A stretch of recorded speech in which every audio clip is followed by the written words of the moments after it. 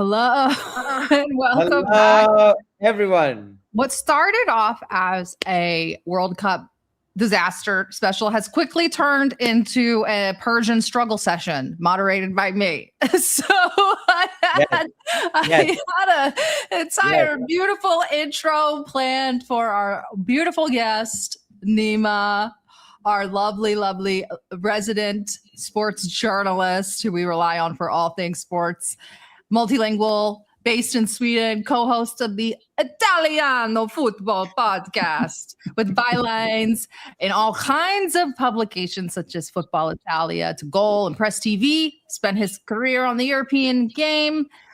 Makes fun of me for my fandom and brings something most football writers can't do to today's story, an Iranian background. You may remember him from our previous Iranian episodes. And he has the language to read it from the inside. There may be no bigger story in the sport right now than the one that we're getting into, which is the story of Iran and the tremendous discrimination against other global South teams at the World Cup. But of course, no show would be complete without our Persian Abujan. So I have three beautiful Persian men, all with three different Persian complaints, all in 30 different areas of the world for various reasons. So I'm just going to pretty much hand it off. Go ahead, Chris. We want to hear all about your kvetching. Well, no, it's not kvetching. It's breaking news now. It's hitting the mainstream media now that I was added to the no-fly list of the United States government. The FBI has added me. The FBI Terrorist Center has added me to the no-fly list. I am not allowed to cross U.S. airspace, and I'm not allowed to even fly over the U.S. now. So as I was traveling to Iran's national team in Mexico, I was invited to go, and I was doing my journalistic duty. As I was getting on the plane in Beijing, the Beijing authorities said, "Whoop, you can't enter the plane." I said, "Why not?" I couldn't get my boarding pass. I said, "What's the problem?" And after 8 hours of waiting, they said, "We're sorry. U.S. authorities said you are a no-fly. You can't go. We can't issue your boarding pass. You're not going to be able to travel." So that was a very big deal. I was on the selectee list for many years, and this is something that I've known about, and I've had to deal with the 4 S's. It's secondary searches. But now I'm on the no-fly list. It said no-fly on my screen there when they put my passport in. So there you go. Again, the Epstein coalition attacks. Of course, it's a small, painful thing for me compared to the suffering of our people, but it's another example that everywhere we go and everything we do, the U.S. is trying to stop us. The Zionists are trying to stop us. The entire Epstein coalition is out there to get us. So it means we're doing some good work. Welcome. Okay, I have questions. You're an American citizen. You're an American citizen. So what? Yes. They're not going to let you back into the country? Is that what's happening? They're certainly not going to let me fly over the country. They see me as a terrorist threat. So you can fly back to the United States, but you can't fly to get arrested. To get arrested, but you can't fly over the United States to enter the United States. Correct. My head hurts. I know. Do you have any guesses as to why? Is this your coverage of Minab? Is this just you in general? Is this your association with people like Alex? Do you have any idea?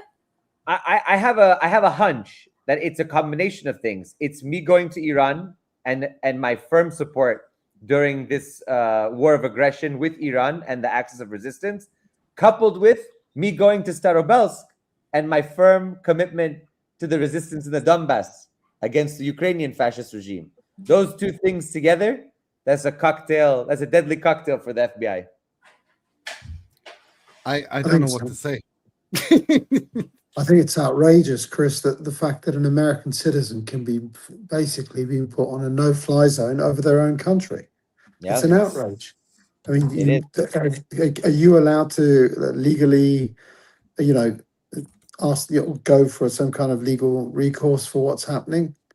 Sure, there's a process, but the process is extremely dense and convoluted, and they don't have to address the base concerns. For example, I could do a FOIA, a Freedom of Information Act, and ask the FBI or the other government agencies, why am I on this list? They don't have to answer. Wow. Because it's a matter of national security, I assume, yeah? Correct. This is ridiculous. I'm sorry, but I can't take this seriously. This is absolutely bizarre. I know. And of course, meanwhile, some other people online keep saying that I'm an agent of the US. Of course, if I'm an agent of the US, this is not the way you treat an agent of the US. Wait, I'm an agent of the US. I'll get you out of trouble. This is perfect. Well, if you two are agents of the US, can I just say that I think you're both really shit at it? Truly, I mean, they're really rubbish. Yeah, you suck. You both. They don't make suck them like at they it. used to, huh? Exactly. Yeah, This exactly. is just so funny to me that I have all three of you. Haas, who like sneaks back into Iran. Chris, who can't sneak back into his own country, the United States. This is just hilarious. And then Nima in the tundras of Sweden. Yeah. No, I'm actually, to be honest, on a more like serious note, I was actually offered to go to the United States and cover. And I said, there is no way in hell I am going to that place. Are you insane? Like, Really? given what I've been, yeah, I said, there's no way I'm doing that. Given how I've been behaving in the last 24, 36 hours alone, every media outlet I've been on and saying the things I've been, there's no way I'm going to it's just stupid. I know they're not going to let me in. There's going to be problems. It's just, this is also partly why I was completely against Iran participating in this.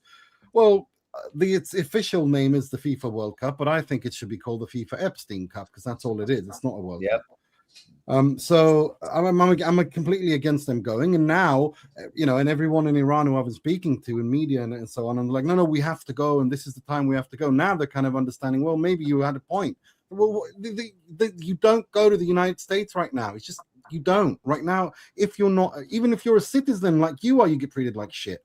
Sarah, you've been treated like shit. Scott, what's his name? Scott Ritter was treated. I mean, Larry. I mean, it's just non-stop. Mm-hmm. Yeah, What are your thoughts? My thoughts are that it's the national team, 11 players or more than 11 players, but it's mostly about 11 to 13 players went out there, spilled their guts out to represent their country.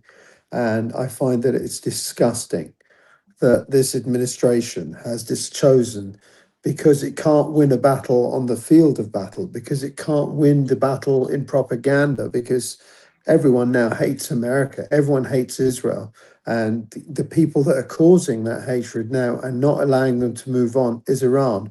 So, it's literally the pettiest of pettiest things that you can do, and you're ruining, the World Cup. The World Cup has always been something that's very special. It's brought a lot of humanity together. I mean, literally, it's the game that everyone loves and everyone watches it. It's got worldwide 5 billion people that watch the World Cup, and now we've got this ape just turning it into some political ball game where they get to abuse the Iranian football team for no reason other than, they murdered 168 kids and they've not been able to get away with it. And Iran is holding them to account in the field of battle.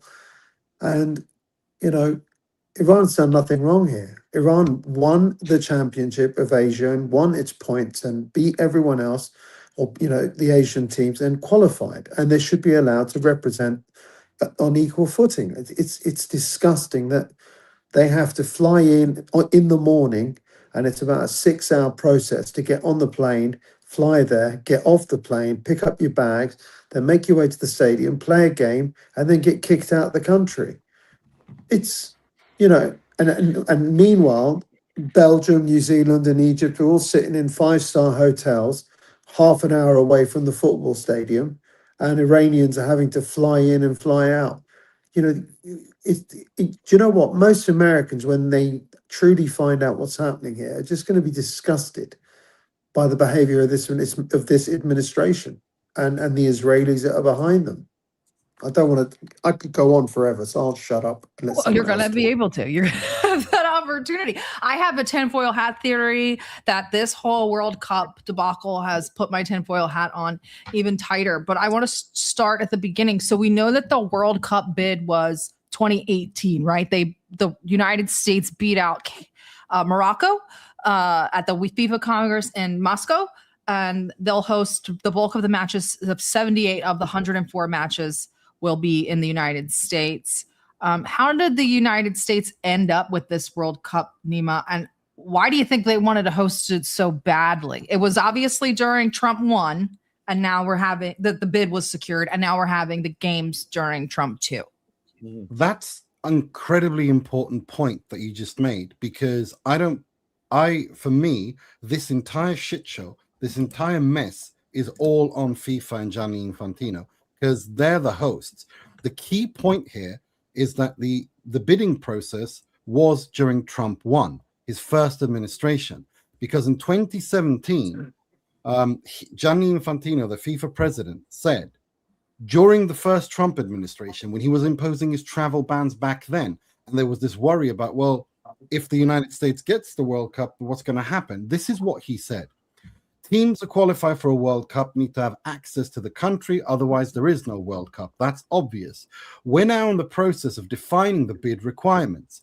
In the world, there are many countries who have bans, travel bans, visa requirements, and so on and so forth.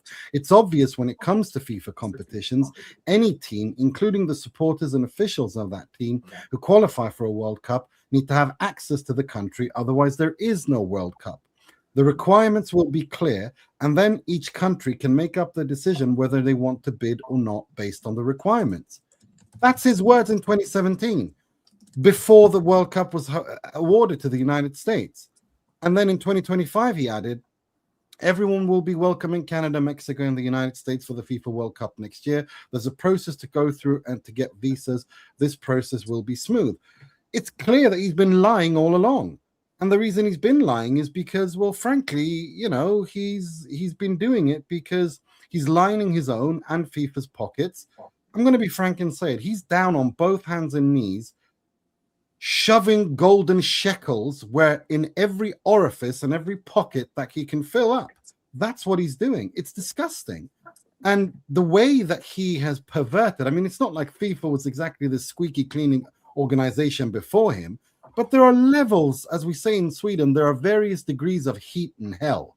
This guy, what he's done to FIFA is he's literally turned it into a PR wing, the sports PR wing of the Epstein class. I mean, let's remember this grinning idiot when he was standing there during the Board of Peace in Gaza, when he, together with the rest of the bloodthirsty hyenas, were going to carve up Gaza amongst themselves and turn it into hotels and casinos. He was standing there, rubbing his hands like a little rat-faced weasel he is, waiting to get a cut of the cake. I mean, we've never seen anything like this. And he was elected after the previous administration at FIFA to take away the corruption. We've never seen anything like it. Nima, can I ask you a quick question? Has there ever been any FIFA president or leadership in the FIFA since the time dot where there hasn't been some form of corruption? Not in my lifetime. I was born in 1981. So, but I mean, like I said, there are levels to this game. At least Sepp Blatter, João Havelange, and these other people had the decency to hide it and not do it so blatantly. This guy is literally just in your face about it. I mean, again, we've never seen anything like this. He invented a fucking peace prize to give to Donald Trump to massage his ego. We all saw it. I mean, I've never seen anything like this. This makes the Olympics in 1936 in Hitler's Germany look like a walk in the park by comparison. It's never been this bad. We've never seen anything like this. I do have the ridiculous video, and I'm going to post it because I want Nima to crash out maybe. But if we all remember, Trump was pretty much begging for a Nobel Peace Prize. So we got a consolation prize. FIFA, the Fédération Internationale de Football Association, awards the 2025 FIFA Peace Prize, Football Unites the World, to Donald J. Trump, President of the United States of America, in recognition of his exceptional and extraordinary actions to promote peace and unity around the world. Friday, December 5th, 2025. This is the certificate. It's yours. Thank you very much. This is truly one of the great honors of my life. And beyond awards, Johnny and I were discussing this. We saved millions and millions of lives.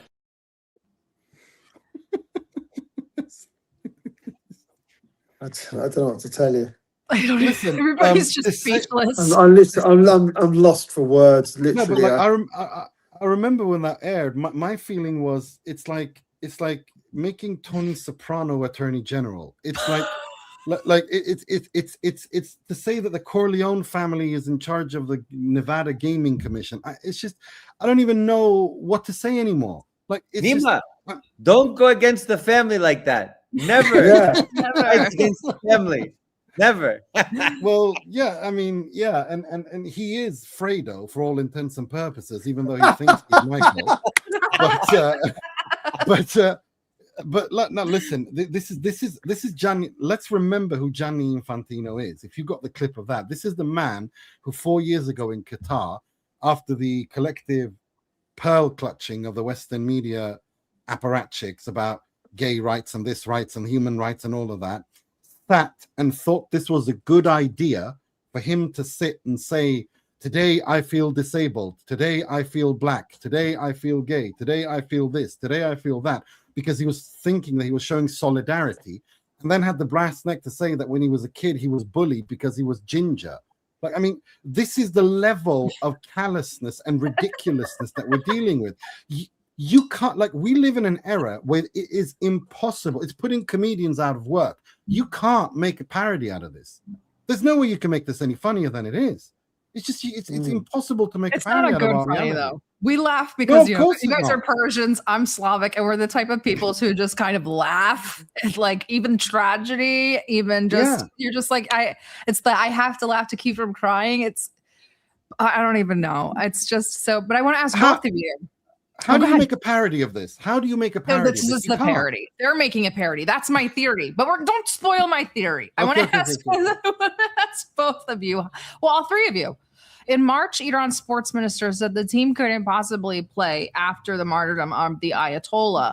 What changed inside the country? Because even now, and I asked you guys before the show, and I even asked Nima, I asked a few Iranians, and I know Iranians even going to the game that I'm going to. Before I bought tickets to the game that I'm going to attend, I asked if it was even appropriate or if I should boycott it. And most said, no, go and support the team. And whatever. What changed and made them decide to participate in the World Cup, even despite all of this? Well, there's one of us here in Iran. Yeah, Haz. Yeah. So what I can say to you is we got the news of Agha's death on the 1st of I think it's called March. He was killed on the 28th, and this is the 102nd day, and he hasn't been buried yet, and his burial is going to be in the next 10 to 15 days, the 10th day of Muharram. I can happily say to you that I have worn a black shirt like I'm wearing right now since that day, and I'm not taking my black shirt off. I'm not taking my black clothes off until the 9th of October. And the reason it's 9th of October, because it's that many days for him and all of his family, 1 day per person, one for every day, for every child that was killed in Minab, and one for every high-level ranking general that was killed on the first day. The literally the first strike that killed all of these people added up to me taking my clothes from black to any other color I want on the 9th of October. That's the date that I'll take it off. And the thing is, Iranian people are really so emotional about Agha. We are so emotional about losing him. And when the way we lost him in the sense that everyone turned around and said, he's a rat, he's going to be hiding in a tunnel. And, he turned around and said, to Dr. Ali Larijani, who came to him and said, look, we need to take you away. We need to protect you. We need to put you in a bunker. And he turned around and said, okay, but can you put the other 93 million people in a bunker? And they said, no, we can't. So he just turned around and said, well, in that case, I'm going to go about my business as normal, because it's not fair for me to have that privilege of living longer than anybody else. The whole country has been in mourning for 102 days. Literally, the country is in mourning. Every day we go out, every day people are asking for the blood for the vengeance for his blood. Still to this day, why this government is sitting there talking about ceasefire. The Iranian people in the squares are saying, we don't want a ceasefire. And they want blood for what's happened. And the reason I'm saying all of this is because now we're coming into Muharram. Muharram is Imam Hussein's days. It's the 40 days. And the whole country has already been mourning anyway for 102 days. And what's to add another 10 days till he gets buried? So for us, let's let the football go forward, because I don't know what it is. I think the Iranian team's going to do really well. And I think that the fact that they're playing, the fact that they're representing a nation that's under the gun of two, nuclear powers, and the players have been put up against the wall, but being isolated away from all the other people in a different country, in, out, as I said before, it makes the perfect underdog story for us as Iranians. And we believe in the underdog story, as do normal Americans, as do normal Brits. And, it's the story of the little guy that punches up. It's the story of David against Goliath.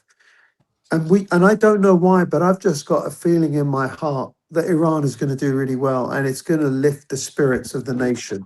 And that's what I want to see. I want to see Iran have its spirit lifted from these games. That's how I feel. I just feel optimistic about it. And maybe this is our time, even with everything that's been put up against them.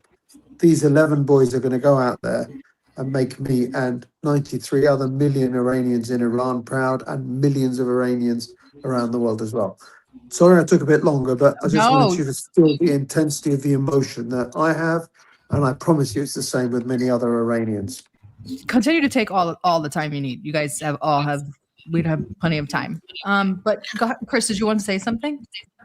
I actually am going to jump off really quick because our beloved George Galloway just called me. I'm going to call him back and I'll be back on in a second. Yeah, take your time. So, Nima, so let's talk more about what is going on, more further discrimination against the Iranian team, as well as others, but most obviously against the Iranian team, who's now being forced to be based in Mexico. I want to show some clips from this. Here's the Iranian team arriving.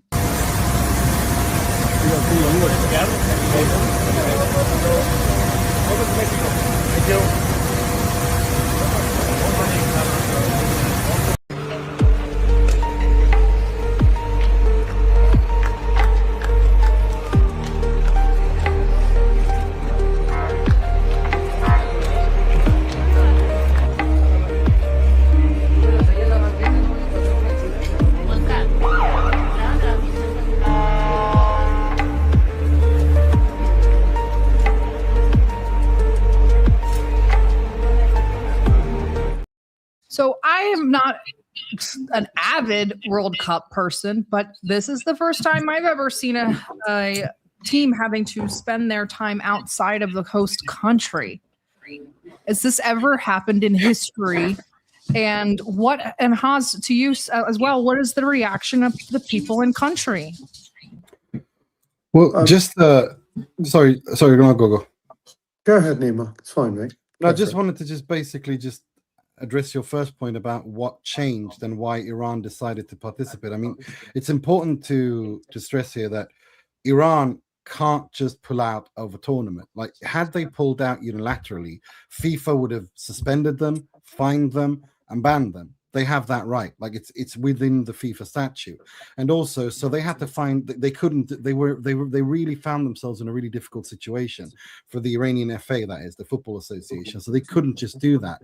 However, what they did do was that they drew up a list of 10 demands because there was the FIFA Congress in Vancouver in April, where the Iranian president, Mehdi Taj, the FA president rather, and the delegation, they had valid visas.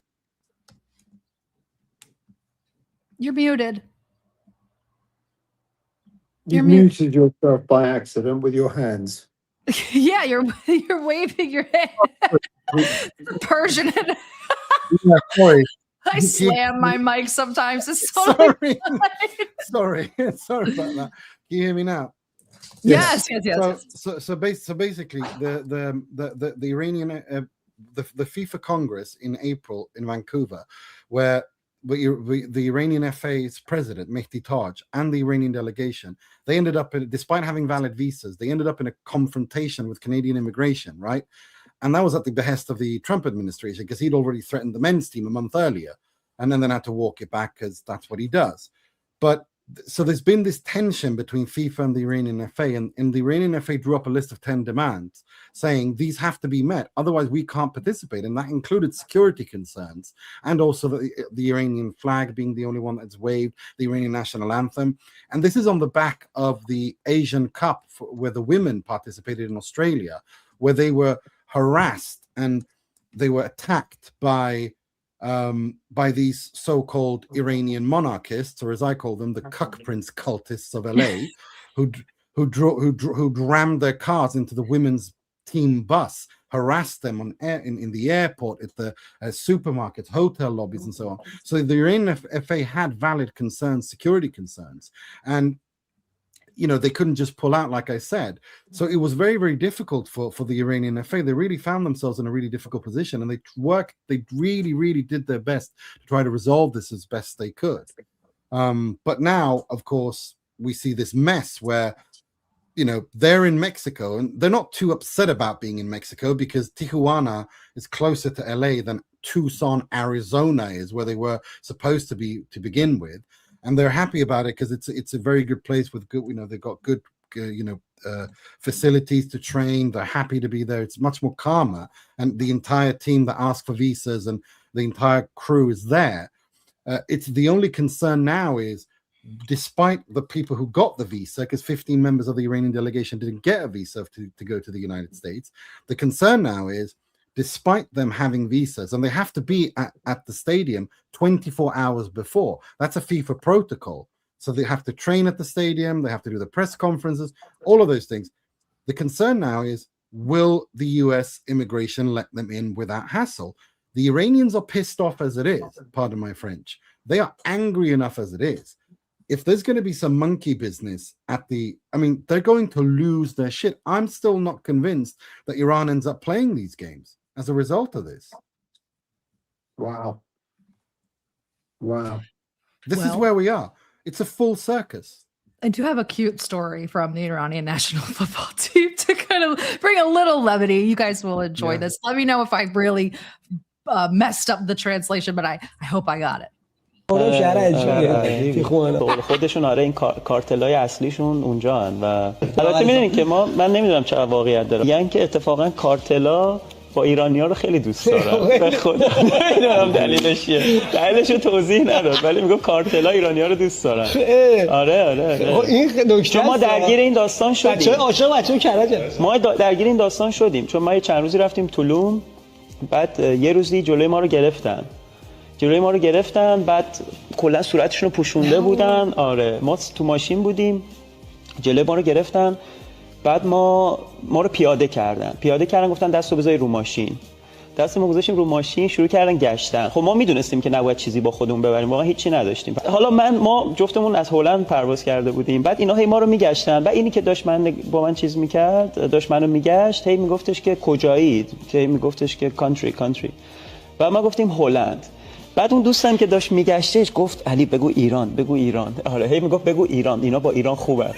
بعد دوستم بنیامینو داشت میگشت، بعد اون گفتش که کجایی، گفتش که ایران. بعد یهو خندید گفت ایران، خب بیا برو خدا. گفت فقط پول چی داری؟ گفت 30 یورو داریم. 30 یورو رو گرفتیم فرستادن. آره به خاطر این من فکر میکنم ما اوکی پس کم اوکیه اونجا بچه‌ها آهنگ.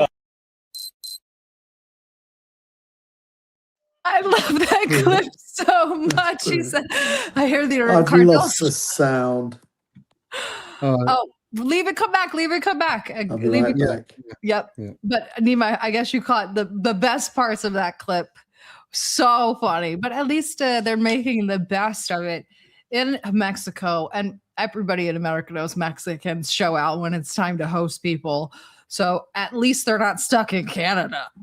Could be worse. They'll be stuck in Canada with anarchists.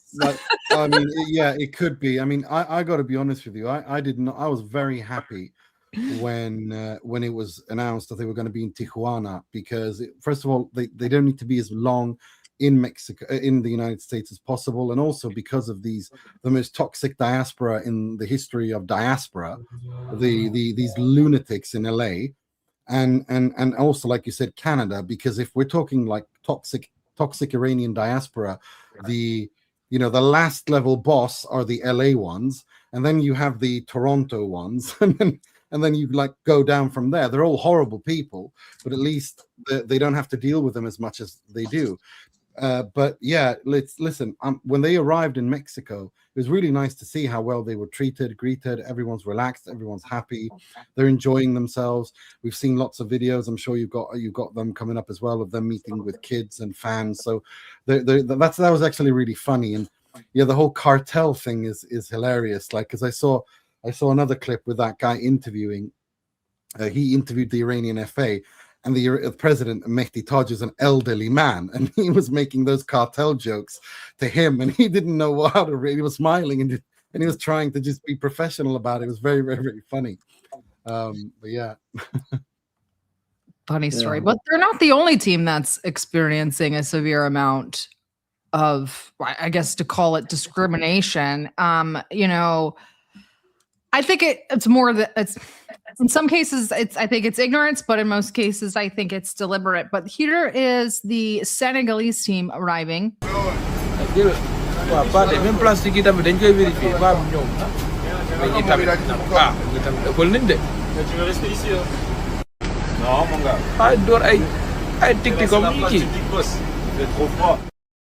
As sad as this is to see, I'm not that shocked about it, given where they landed and the fact that nobody was prepped for this at all. And there's probably, but this one is the one that I find incredibly enraging. And then Nima, I want you to give our viewers some context behind this. Está enfrente a Países Bajos. Ahí está llegando Uzbekistán. Tiene al jugador del City, ¿no?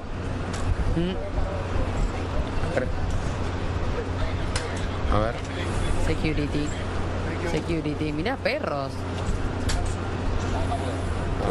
Le huelen la equipación a todo. Ahora le tenés que dar el bolsito. Increíble. As you can see, they're being searched by the police, metal detectors, handhelds, and dogs. As she says, you know, the El Perro, the dog is searching them. Who is in that video? I know that's the Uzbekistan team. Yes, that is the Uzbekistan national team. They're not at the airport. They're actually going to play a friendly outside near the stadium against the Netherlands. That is the person without the hair nowadays is former Ballon d'Or winner, the former captain of the Italy national team that raised the World Cup trophy for Italy in 2006, Fabio Cannavaro, who played for Juventus, who played for Real Madrid, who played for Inter. He's being hounded with a dog sniffing up his butt like he's a drug mule. It's just, I don't even know where to begin with this. Like, where are we? What planet is this? I was shocked to see it. I didn't want to say the name and mess it up or get anything out of context, but I knew of his stature when I saw it. I was like, what is happening? Like, this is out of the realm of deliberate. This is out of the realm of ignorance. This is like full on disrespect. And then we have the other story of the Somali ref who was voted the Africa's #1 ref or best ref of Africa. He was rejected from the country entirely. Here's his welcome home.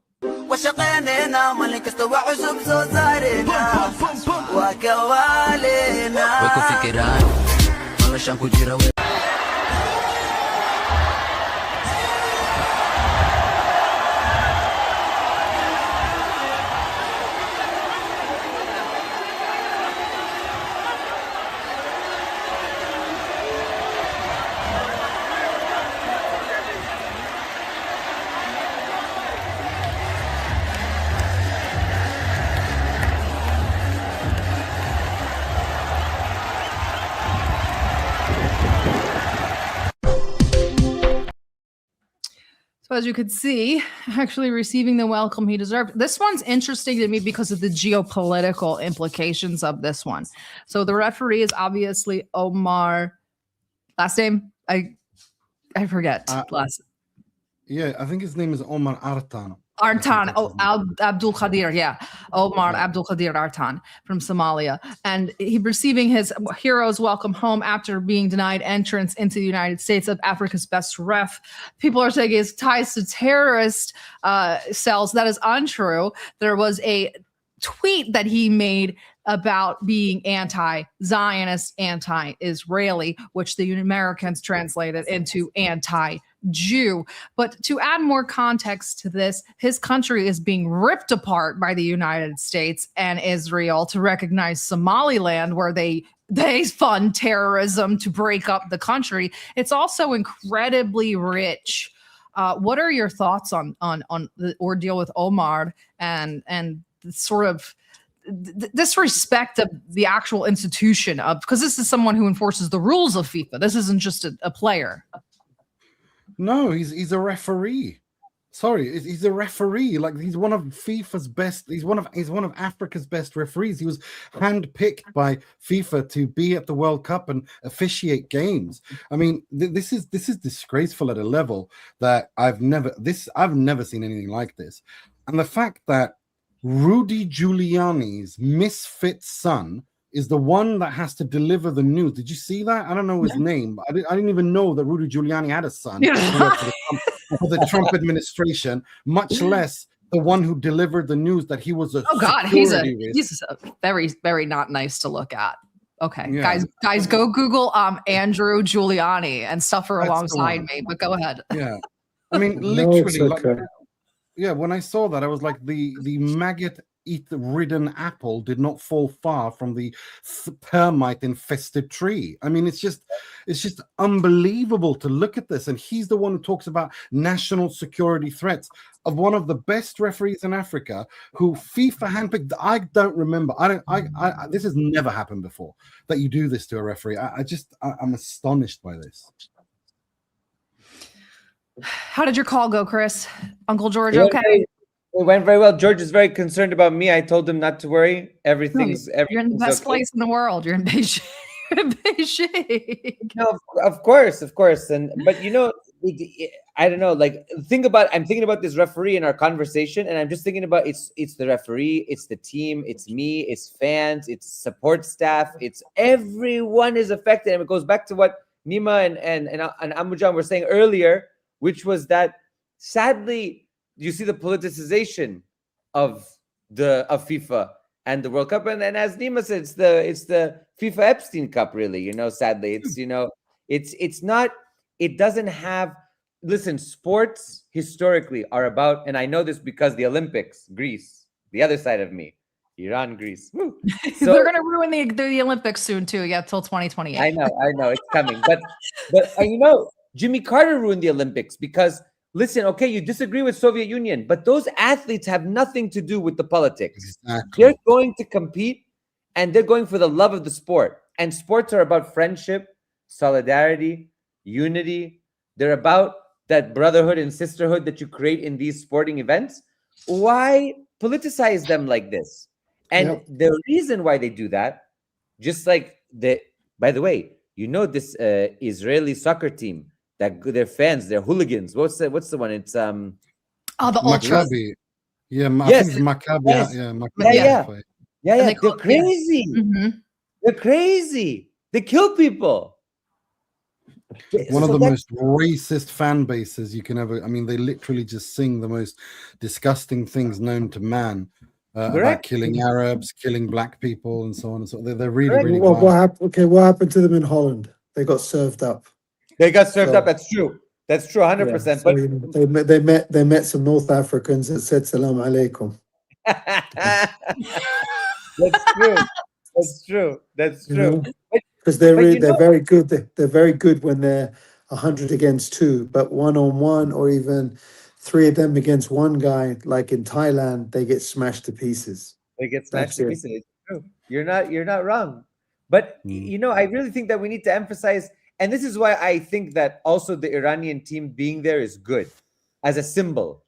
Yes, of course, we say, okay, sorry for my cursing, fuck this FIFA World Cup, blah, blah, blah. But the team allows for some hope, especially amongst the young people, amongst people who are suffering. They're going to look on the TV and they're going to say, Iran is also on the pitch, you know? Iran is there. So in that way, absolutely.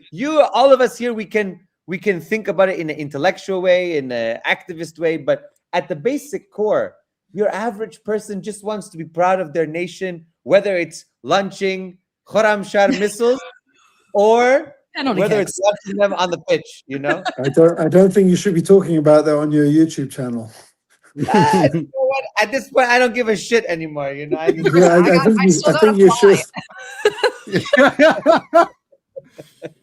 Well, Khorramshahr is a city in Iran. What are you talking about? Yeah, of course it is. What are you on about? It's just a city. He's talking about that traveling city to Khorramshahr. that city, Khorramshahr, that travels at the speed of Mach 5 or whatever it is. It's a fast city. It's a very fast city. People walk quickly in that city. Come on. Mach 5 to Mach 15, depending on the variant. Yeah, exactly. And then one person becomes 80 people. It's a whole family event. It's a whole big thing. Don't worry about it. Forget about it.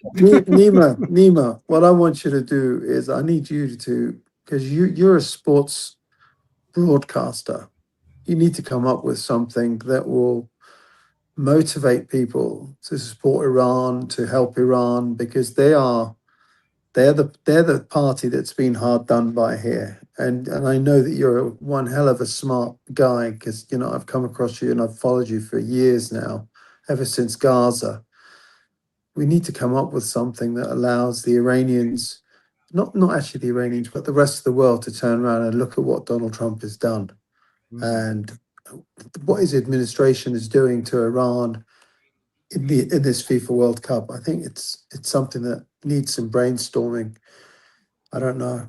We need to come up with something. I've given this some thought, and I'm glad you mentioned that, because I've been thinking about what to do just on social media, because I know that there's so many people in the US. I was part of a group of journalists, international journalists, who I was part of a group of international journalists who wanted to boycott the World Cup and the Olympics, and everyone is talking about the boycott. But I think it's also, now that it's actually happening, I think it's important to do something on social media. And I'm thinking, a massive global solidarity campaign to the Iranian football team, who are not being given the same chances to compete. I mean, the Iranian national team coach, Amir Qalenoui, said when they arrived to Mexico that, look, we probably needed 10, 12 days to get used to the environment and all of that, but we're not being, we can't do that. We only were given our visas a week ago. And so I'm thinking of some sort of social media campaign where everybody films themselves and essentially says that, I'm Iranian, literally 15 seconds to film, and you just read you say something like, they want to hide and discriminate against Iranians. They want to make Iranians invisible and isolated, but football belongs to everyone, not just politicians. And then, you say, my name is Nima, and I'm from Sweden, and at this World Cup, I am Iranian. And then you use a hashtag. I like that. And then use the hashtag. And then you use a hashtag, I am Iranian, and then you tag three other friends, and they record that, and then they tag 3 other friends as well. You make it go viral that way. Yeah. Like a general, I am, and this World Cup, I am Iranian, and this is why, or I'm Iranian, this is why. That's the same as the ice bucket thing, isn't it? Yeah, exactly. The ice bucket thing was cringe. This is good and heartfelt. No. But the point is, it's like a cascade, though, isn't it? It's like you get. You could also put a 168 in there, because I think it's important to point out that the players are playing or wearing lapels that say 168. There's an homage to the girls at the games, et cetera, et cetera. So yeah, I think that's I actually just ordered I ordered 50 Iranian flags. So wait till I get my flags and my scarf, and then I'll make my I am Iranian video. I'd be honored to be Iranian. Well, I had to get all my stuff for the game. See, this is the game? Yes, and here's why. Okay, they took away the Iranian fans' tickets. This is why I was incredibly conflicted, because obviously every team gets an allotment for their fans, and they took away the Iranian ones. And I was not going to go to the game at all. I was conflicted, and then I decided today, when I found out that they took away the tickets and they released them, because I talked to Nima and I talked to a few others about what their thoughts were. Are we boycotting this thing? Are we going in solidarity with Iran? And if the tickets were supposed to be with an Iranian fan, then hell, I'll just go and be an Iranian fan like I would on my couch anyway. It's around the corner from my house. It's not that far. I want to go and see what the Iranian diaspora thinks and feels. It's more of an opportunity to kind of ask people about it and then cheer for Iran inside. And it's a once in a lifetime opportunity. And plus the tickets are incredibly cheap because they took away all the tickets. It's horrible. I mean, look, I was talking to Nima before the show. 180,000 tickets have hit the resale market. Oh there were, God. I think, 16. How much are the tickets? I wish I could I would show you where I see. I'm basically on the pitch for $300. That's good. That's Not good. bad at all. Yeah, that's actually good for world. Yeah, that's actually good for a World Cup. Right. That's actually pretty good. But listen, I actually think now if they showed, they said, "Oh, we're releasing 12,000 tickets today." Made it a big news thing. Everybody's like, "Oh, that's great!" And then they saw all the Iran games because they took away the tickets. Because they took away the ones that the Iranian FA had been allotted to, and again, so many Iranians had bought tickets and paid for flights and hotels, and that money's gone up, vanished now, and it's just an absolute mess. But I think now that they did that, I think there's a reason. And if you want to talk about conspiracy theories, well, I've got my own conspiracy theory. And I think the reason they did that, they took away the tickets, is because the fact that 2 of the games are going to be played in Los Angeles. And again, that's ground zero for the toxic lizards who call themselves Iranian diaspora, who wave Israeli flags. And I think the reason they did that is they wanted to create a shit show. So if there's nobody there who is an Iranian patriot or wants to support Iran, actually support Iran, they're going to bring their lizards in there so they can create a shit show. And I think it's more important than ever that people who actually aren't part of the lizard humanoids go there and show their support to the Iran national team.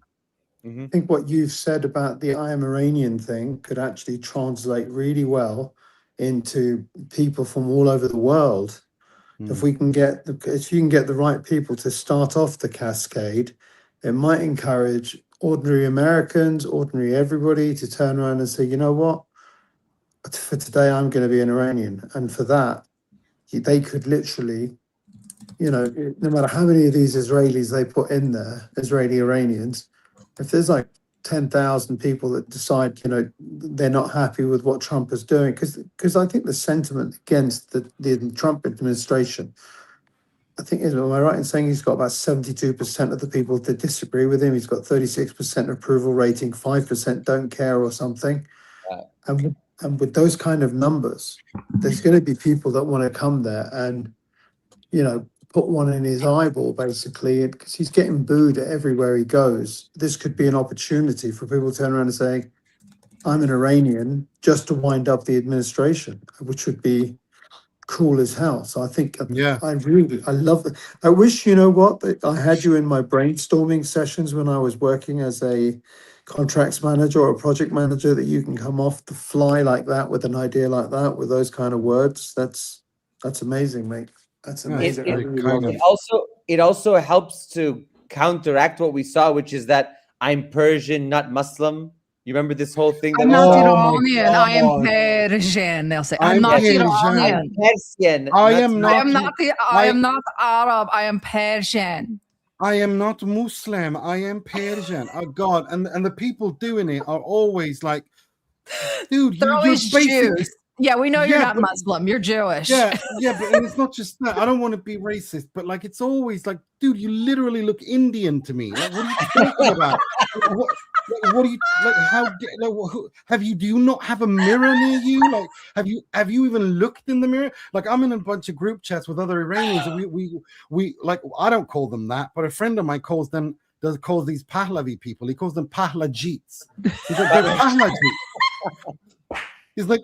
And I'm like, okay, that's a bit, but like, it's always them. I'm sorry, it's like, he calls them Pahlajits. He's like, it's like, dude, what are you on about? Like, you're not white. Have you looked in the mirror? Like, stop pretending. Not that it matters, but you know what I mean? It's just the whole thing becomes like a parody of itself. I have a video of Goldie in my phone. Like, she's the video of her going like, where she's like talking about Trump. Oh my God. She's like, don't despair. Trump loves Pahlavi. Oh, it's so amazing. Oh, yeah, Totally. So maybe it is a good thing that the Iranians are staying in Mexico. Maybe it's good for their safety. Now, listen. yeah. I really true. want to ask Amujan, what's going on the ground now? I was in Iran. Then you went a couple weeks later. What's on the ground now? What's happening? I mean, I feel completely out of, I don't hear anything. Apparently, Karaj got bombed and I slept through it. I think people don't understand how big Iran is. Iran is just like, it's the same size as Germany, Spain. I always say this in all the spaces and everything, but it's the same size as Germany, France, Spain, Britain, Holland, Belgium, and like half of Italy. It's like 1,600 or 1.6 million square miles. So imagine, if you will, someone bombs Mallorca and I'm living in Berlin. And I don't hear nothing. And literally I've got to wait for the news to hit. There's no news. It's a huge continent and it's mountains and it's just, and I don't think there's enough munitions in the world, yeah, to be able to destroy the city of Tehran on its own. And the reason I say that is I basically have been driving around for 23 days, and I can't see any damage. And the only time I see damage is when a friend of mine goes, "Oh, by the way, look, that was bombed." I'm going, "That's it." And it's just literally like a small area that's been bombed. And 95% of every single building that could be repaired was finished repaired, I think, last Wednesday. So there's no buildings there's buildings that have been damaged, damaged, and those can't be repaired. But everything else has been rebuilt and repaired for nothing by the municipality. So all the glass, all the windows and everything has just been replaced by the municipality. No one's paid a penny for it. And can I just add one thing? It's slightly off topic, but it's not really. But Israel has been hiding the fact how much damage it's taken from the Iranian missiles and everything else. But the tax accounts department or something came out and they said that there was like 30,000 applications for insurance payments for buildings, vehicles, and those things are not covered under private insurance. They're covered by war insurance that the government's held responsible for. And there's 28,400 or 30,000 odd for the applications for insurance from them. And the important one is there was 18,400 applications for buildings that cannot be used again, which means they've got to be destroyed. And then they sit there and go on about how in 39 days, Iran didn't do anything to them. It sounds like Iran did a lot more than what you did, because you got to bear in mind, Israel is the same footprint as my shoe in comparison to a living room when you're talking about size. So the amount of bombs that hit Israel will do a lot more damage in comparison to the bombs that they're hitting in this living room, because that living room can have a whole load of bombs go into it and it will dent one place, but it won't do it everywhere. I don't know. I just don't think they're able to do the things that are happening to them. Sorry, I've gone off topic. Wow, no. You're spot on. Mm-hmm. Anyway, now let's get back to football. Football? Okay. I have more happy stuff. I have more happy football stuff because it's not all bad. Most Americans are terrible, but there's a good amount that aren't. And so I found I was telling people yesterday, I don't sad cry, I only happy cry. I really do. I happy cry almost every day, thank God. But this is what got me yesterday. There's this pocket of people in Algeria. First of all, it pissed me off at first because I can't even get a shawarma or like makhlub or anything where I live, but there's a whole Algerian diaspora sitting out in Kansas for some reason, but that's neither here nor there. I have no ethnicities around me, and there's a whole North African diaspora in the Midwest. But the people of Kansas went really far out of their way to try to make the Algerians feel welcome after the Algerians chose to stay in Lawrence. And here's some really adorable footage of that. Algeria, and what's the idea about Algeria? So I want to say thank you to Team Algeria for choosing our hometown, Lawrence, Kansas, to come here. And so welcome to United States, welcome to Kansas. Okay. What do you know about Algeria, and what's the thing make you to come to support Algeria? So I came mainly because I was so happy that they chose our town for their base camp. And we just know Algeria is on the Mediterranean Sea, and then the south part is in the Sahara Desert. But and we know that you gained independence from France kind of around the time I was born. So we don't know too much, but we want to welcome you here. What about you? Well, what do you want to say about Algeria, and like, what do you have idea about Algeria? Well, yeah, the only idea I have is so far everybody here has been very friendly and very welcoming, and I'm really glad Algeria is going to be here. And 1, 2, 3, vive l'Algérie!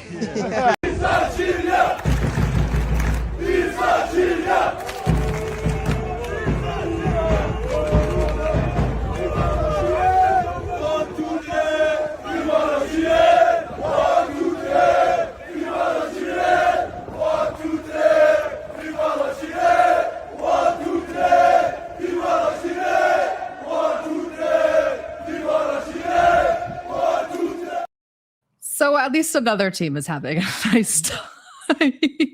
I really love that. That's so wholesome, and also that's so video, and that's what the World Cup is about, and that's one of the reasons I'm so angry. Is the last 12 months have like when I grew up, the reason I wanted to become a football journalist was not partly because the first football game I watched was an Inter Milan game, and I fell in love with Italy, but it was also the World Cup, the way that you used to, collect these Panini sticker books, and you used to learn about other countries and places and names, and this orangutan has ruined it, and his human walking, talking dildo, Gianni Infantino, the little rat, they've ruined that for everybody. And it's just, I'm so angry because this is going to be the first big World Cup. It's an expanded World Cup. More people have joined, and they've ruined it.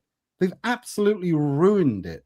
And it's just, I'm so annoyed, mainly angry because of that. They've ruined the World Cup because it's usually, that's what it's about. People from different cultures. I mean, Algeria's in Kansas City.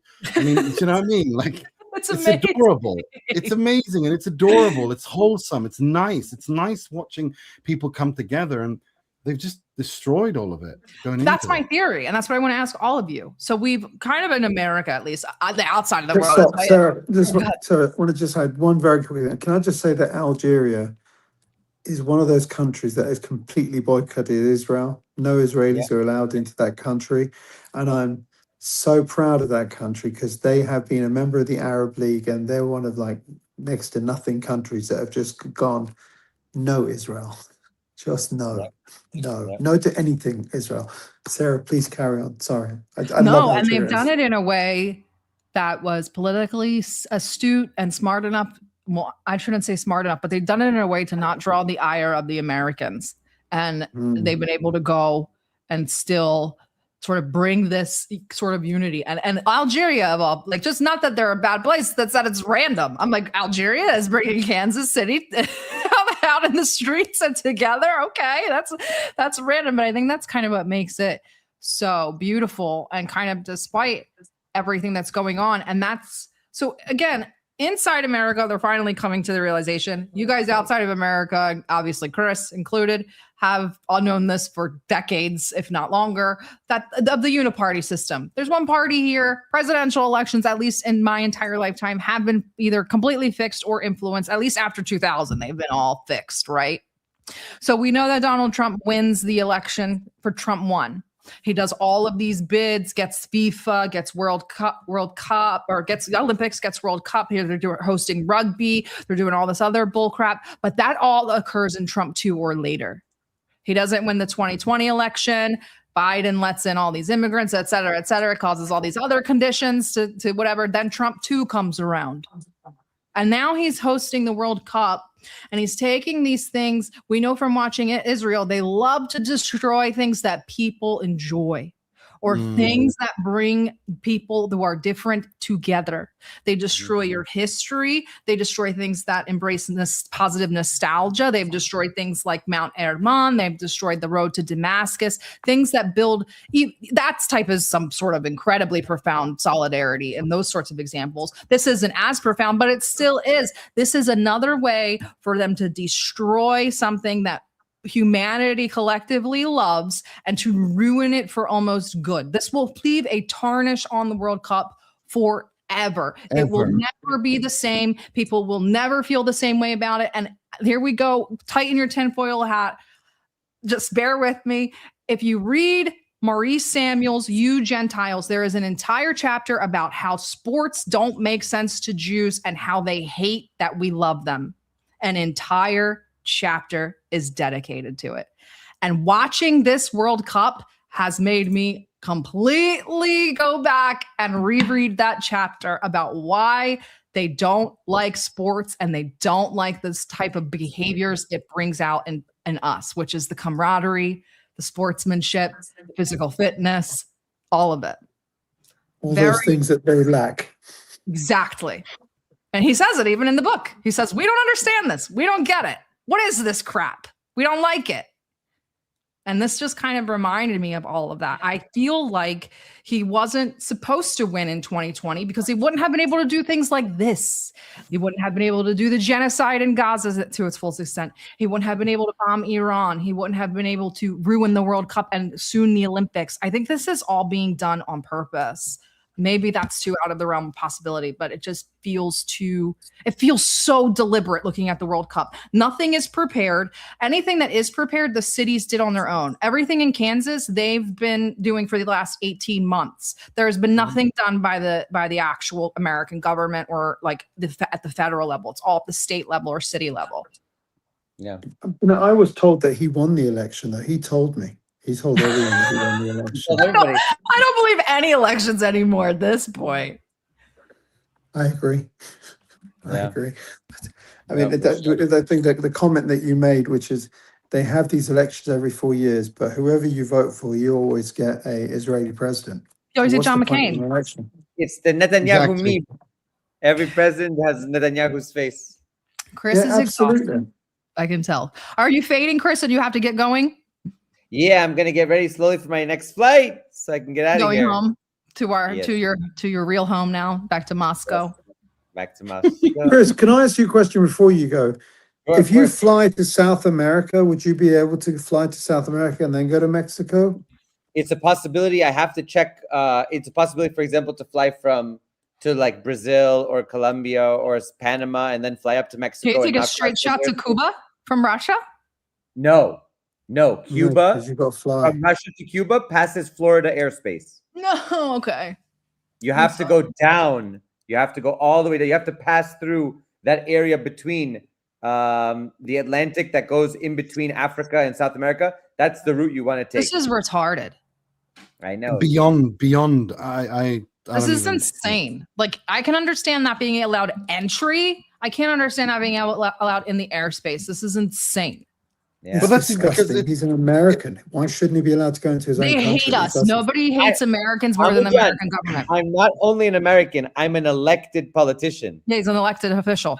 I'm still an elected official. Until January, I am an elected official in the state of Vermont. I'm also a notary. I'm a commissioner of deeds. You're a notary? Yeah, I'm a notary in Vermont, a notary in New Hampshire, and a commissioner of deeds in New Hampshire. That's how they treat me. This is how they treat our notaries. Can you believe it? I know. Come on. on. Public servants. Notary lives matter. Chris is so random. He's like, I'm a notary. What? Yeah. Nobody is a notary. Only Chris. So hard to find a notary. Dr. Hilali. Dr. Hilali, my brother. This is I will say this. At the end of the month, you and I are going to be very close. In fact, we're going to be in hugging distance. So I will see you. Inshallah. I look forward to it. When are you coming over, mate? Probably 26, 27. Of June or July?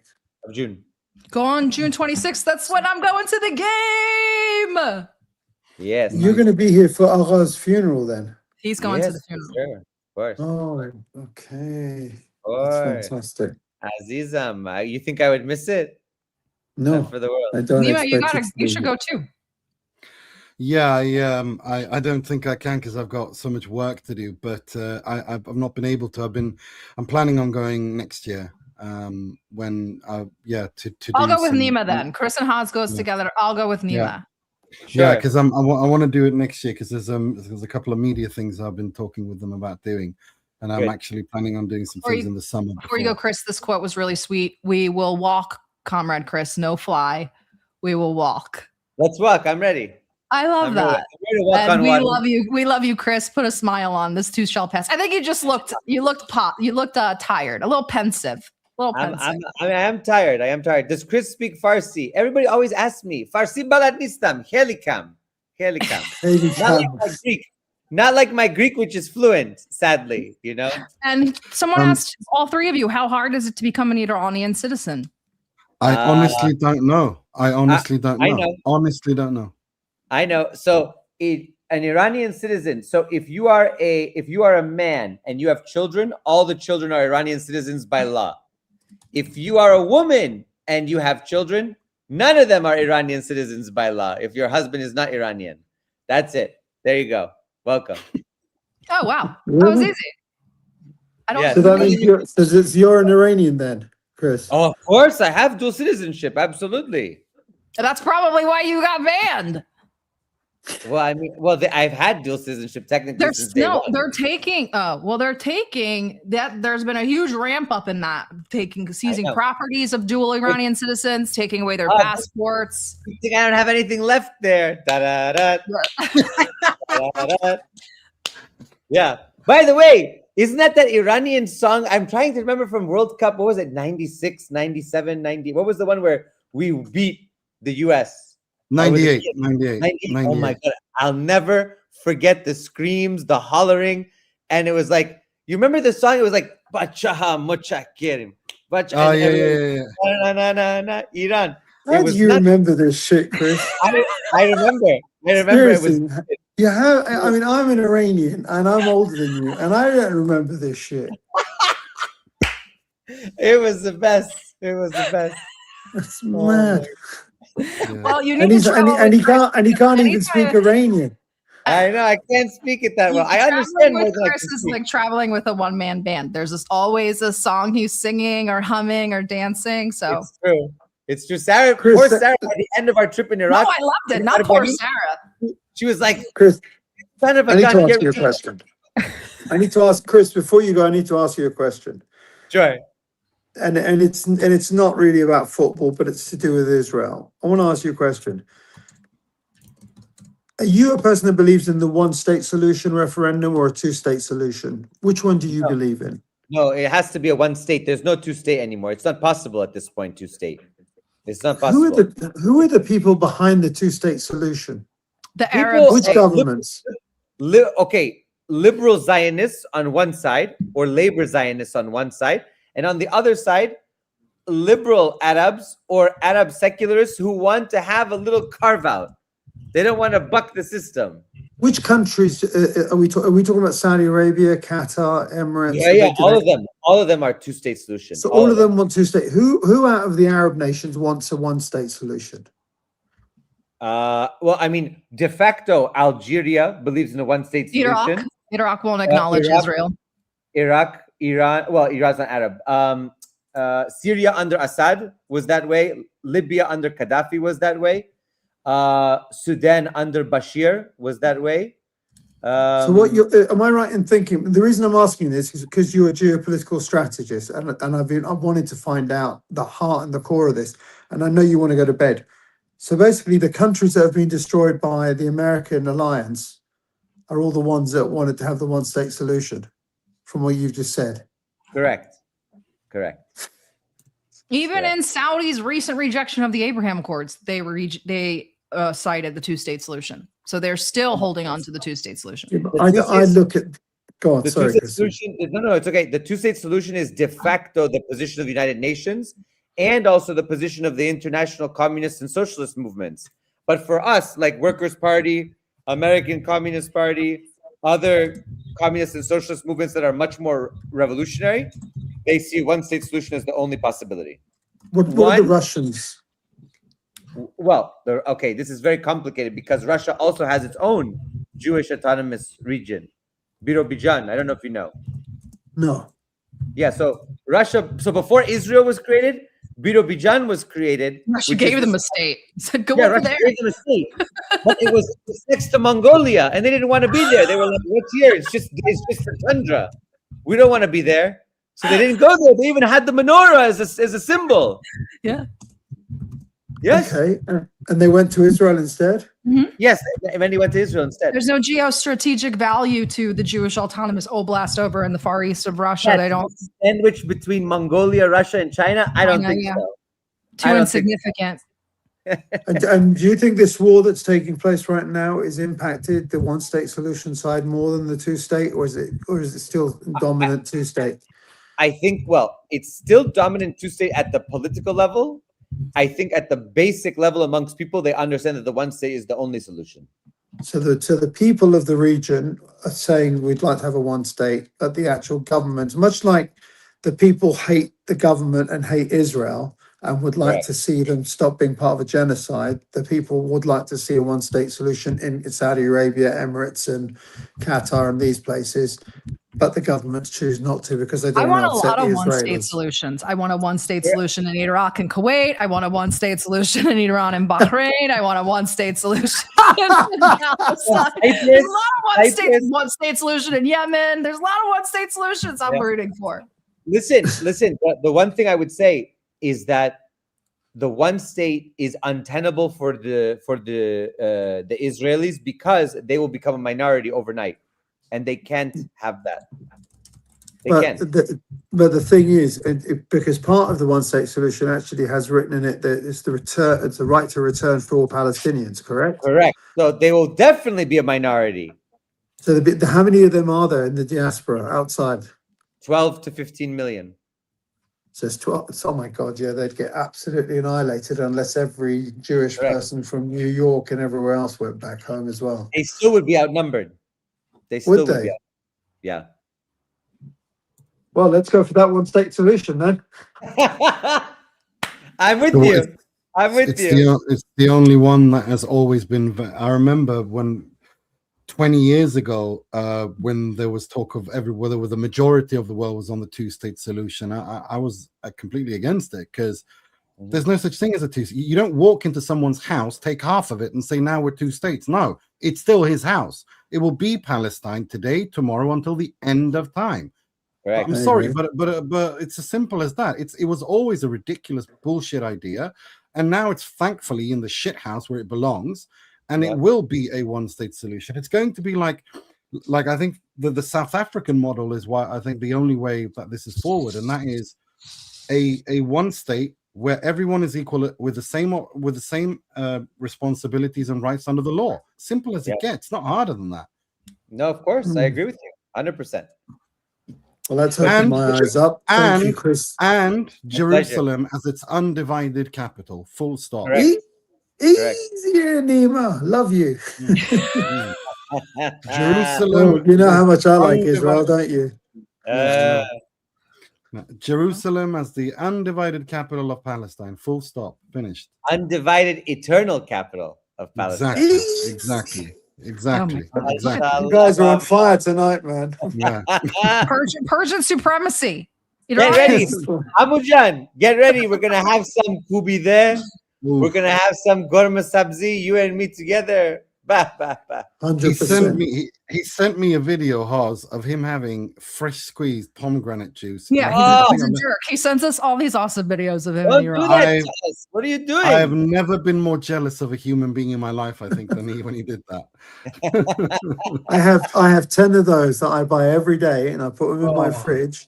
And all the guys who are part of the team that I'm working with, they go and help themselves, and I have 3 a day, I think, and it's just so good. It revitalizes my body, my blood, my everything. People in the chat were talking about how great he looked. I said looks the best I've ever seen him look. It's because he's home.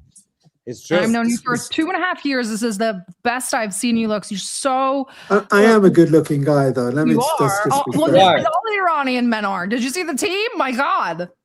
Yeah. Whoa. Did you see the comments? Did you see the comments? There was they released, I can't remember which Instagram account it was, and it was just a picture of the players with their suits and whatnot. The comments were comedy. Oh my God. I was laughing. Oh, the women Probably women so are crazy, inappropriate. man. American women are a mess. I was laughing so But you know much. what? I remember in other World Cups as well, that wherever the Iranian team went, women were just drooling all over. They're too handsome. Like usually soccer players are handsome. They're supposed to be it's kind of good looking for the game. They don't have any business being that handsome. It's kind of weird. Thank you. I know. It's a blessing and a curse. What can I say? A blessing and a curse. Oh, thank you very much, Will, for your support. And someone said, well, that's Mike. Mikey, we love you so much, Unc. Mikey from Kansas, where they have cartoons, public broadcasting all about Algeria. It's like an entire state movement now. It's so incredible. I'm going to leave you guys with this really cool, not cool, but really poignant sort of animation about kind of keeping Palestine in mind and Iran and Lebanon and Syria during this World Cup season. So I'm going to end the stream now. Do any of you guys have any final thoughts from Iran, Beijing, or Sweden? Love you all. Yeah, Good I'll to be see very you. quick and say, I just want to say thank you so much for inviting me, Sarah. Chris, it's so nice being on a panel with you. And Nima, you're an absolute genius, mate. I think that's got legs. So I am Iranian. Don't forget. We got to get together. Yeah. Go to the Telegram I am chat. Iranian. Hashtag I am Iranian. I love it. Yes. We'll start working on that. And we will see you guys all on Sunday. If my Bolivian guys are watching, please don't think I forgot about you. Tell Trump to stop messing with Iran, and we will get the Bolivia episode done, I promise. Other than that, guys, please stay safe, stay honest, and stay vigilant. What does Albert say? Truthers united, we will never be defeated or divided. I love it. This time for Palestine. You guys, thank you, Haas. Thank you, Nima. Chris, safe flight, and we will see you all on Sunday. Thank you so much. Take care, guys. Bless you. Thank you very much. Much love, everyone. Ladies and gentlemen, welcome to the 2026 World